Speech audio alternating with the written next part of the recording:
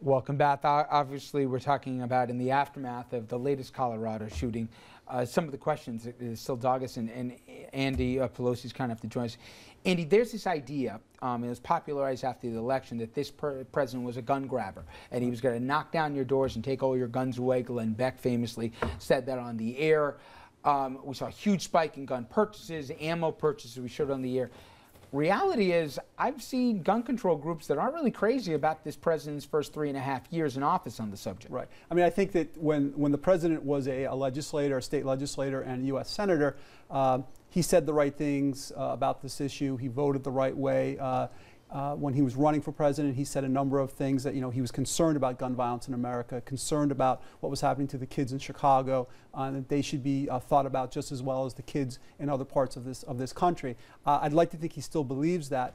Certain realities maybe have come into play, which forced him to do different things. Under his presidency, you've been able to carry handguns into national parks. Now, you've been able to store guns on Amtrak, on the undercarriage on Amtrak. Those are a couple of things that have happened. They were part of larger bills. Apparently, he had to sign them.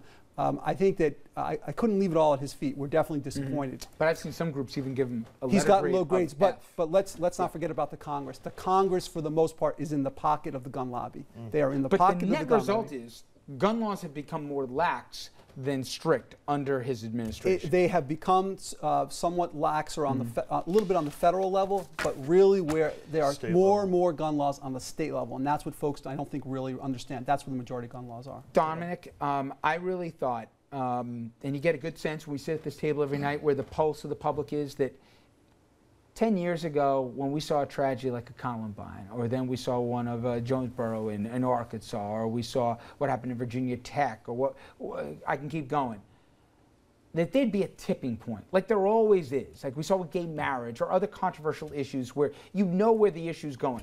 I really would have thought that we would have just said, wait a minute, too many people are dying here, too many crazies are doing these shootings, we're going to change something. It hasn't happened, and I'm not sure I'm going to see it happen in my lifetime. You feel the same way? Definitely. To be honest and real with you, in memory of those 12 people that are dead and 71 wounded, the problem is this simple. Politicians on both sides of the aisle are completely bought off. The NRA, either you fear them or you're in their pocket, one or the other. And you're going, I don't mean to generalize all. I'm referring to some. But the influence. Like the congressman that you quoted. Who in their right mind would issue a statement like that? And just one quick point. Think about this for a second. And we need to commend law enforcement for their response to this. But the first officer on the scene, I guarantee you, he or she couldn't match the firepower of the suspect they were chasing, who had the body armor. Thank God the officers got there as fast as they did by all accounts. Under a minute.